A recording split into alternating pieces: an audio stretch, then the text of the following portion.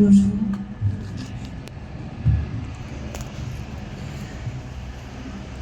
L'hommage public, exercice de style pour enfants d'eux.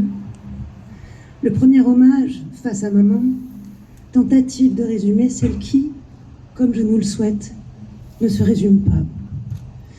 Mise en avant de ses talents multiples, de l'inventivité de ses carrières, de ses combats, de son humanisme, de ses drôles de contraires, de ses beautés, de ses lumières, de ses ombres, lignes de force et lignes de fuite.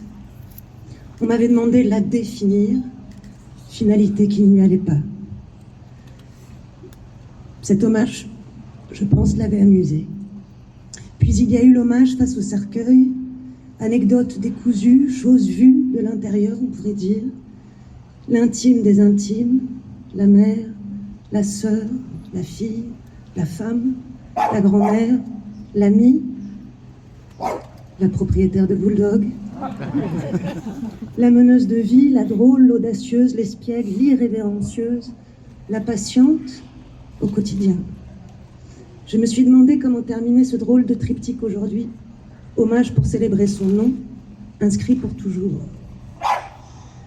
Depuis 2 ans, celle qui m'échappait déjà, celle qui était et voulait être à tout le monde, bien avant que j'en fasse partie du monde, que j'ai dû apprendre à partager, à joie, des fois à regret, et maintenant absolument et complètement à tout le monde, à son public, à ses fans, à son pays choisi, la France, à tous les mondes, dans tous les mondes.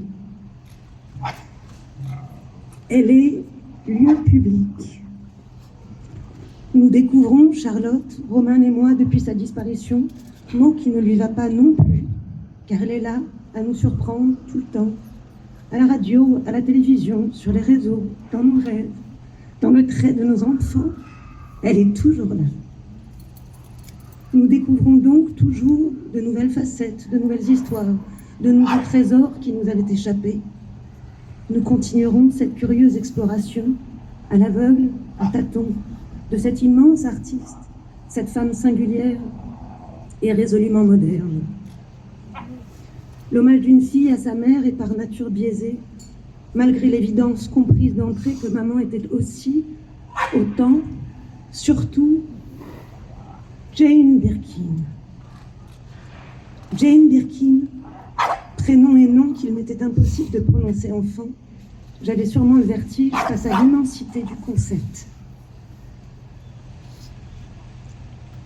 Pour Kate, Charlotte et moi, c'était juste maman. Ce n'est pas simple de partager les vivants qu'on aime, pas simple non plus de partager nos morts.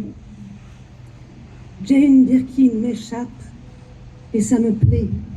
L'idée que j'en ferai jamais le tour, l'idée qu'elle n'est pas à moi, qu'elle est multitude, qu'elle a vécu, qu'elle vit, qu'elle est dans les autres. Toutes celles et ceux qui l'ont croisée, aimée, chérie. Il n'y a plus maman, on s'y fait pas. Mais des Jane Birkin, il y en a beaucoup. J'aime penser qu'il y en aura toujours, et ça aussi, ça me plaît. Mais il manquait un lieu. La tranquillité, le silence et la révérence du cimetière, ne lui allant décidément pas non plus. Laszlo, mon fils, me demandait ce matin si ma mère, elle était encore morte. Alors je lui ai dit oui, mais aujourd'hui, elle devient un pont. Et c'est génial de pouvoir dire ça.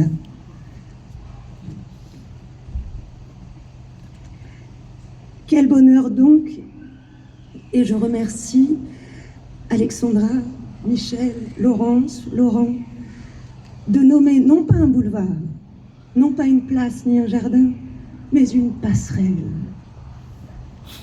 Dans le Petit Larousse, passerelle, c'est entre passereau et passerine. 2 très jolis petits oiseaux, ça lui va bien. La passerelle Jane Birkin, celle qui relie d'une rive à l'autre, de tant de choses, entre autres, l'Angleterre et la France. Elle, celle qui a toujours passé au-dessus ou en dessous, et qui abrite L'antre de berge si particulièrement joyeuse ici, au-dessus du canal Saint-Martin. Lieu de rencontres, de fêtes, de cultures multiples. Lieu qui appartient à ceux qui s'y posent, s'y reposent, lisent, bavardent, pique-niquent, gloutonnent, picolent, dansent, nagent, où s'y roulent les pelles et d'autres choses. Lieu de liberté, de jour comme de nuit, de tout temps et en toute saison. Ce brassage si particulier ici, ce mélange, ce métissage, ce lieu de vie, lui va résolument bien. Vive la vie de la passerelle Jane Birkin. Vive la vie et toutes les vies qui l'emprunteront désormais. Merci.